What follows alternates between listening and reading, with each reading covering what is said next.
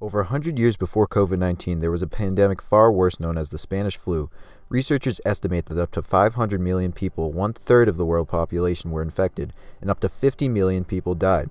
Like today, the citizens of 1918 were ordered to wear masks, and schools and businesses were closed. Although it is called the Spanish flu, this disease didn't originate in Spain. The first reported cases were actually in an army camp in Kansas. The only reason the pandemic got its name was because Spain happened to be the only country that constantly reported its flu cases because the nation was neutral during World War I. This led to the misconception from other nations that the disease did start in Spain. Fun fact, while negotiating at the Paris Peace Conferences in 1919, President Woodrow Wilson got the flu and was bedridden for several days.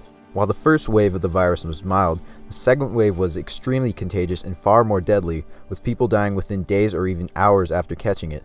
The symptoms were quite unpleasant as people's skin would turn blue and their lungs would fill with fluid so they couldn't breathe.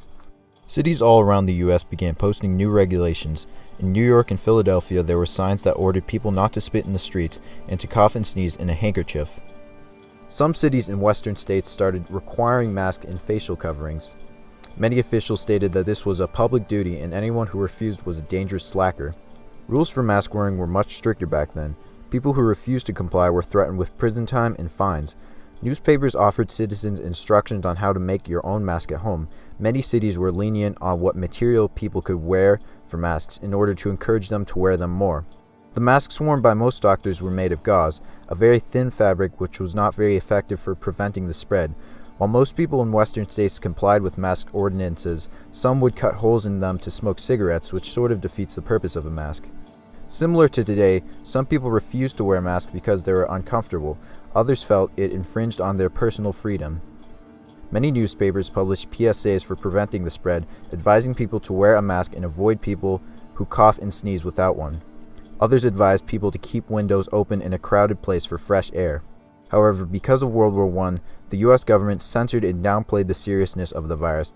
The 1918 Sedition Act made it illegal for the news to say anything the government thought would be harmful to the morale of the country and the war effort.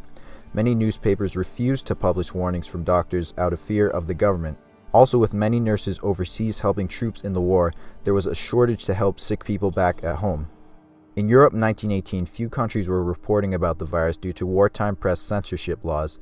Many countries passed these laws to keep national morale high. News stories that were deemed not in the national interest were stopped by the governments from publishing. Even during the second, more deadly wave, news of the pandemic was covered up out of fear that the enemy could use that information against them. For example, for the German army, General Ludendorff had to cancel his last offensive because the flu was killing off so many of his troops. Even then, he tried to conceal this information because he felt his enemy, the French, would attack. After 3 waves of the pandemic and millions of deaths worldwide, the Spanish flu faded into the background by the summer of 1919. The flu never really ended.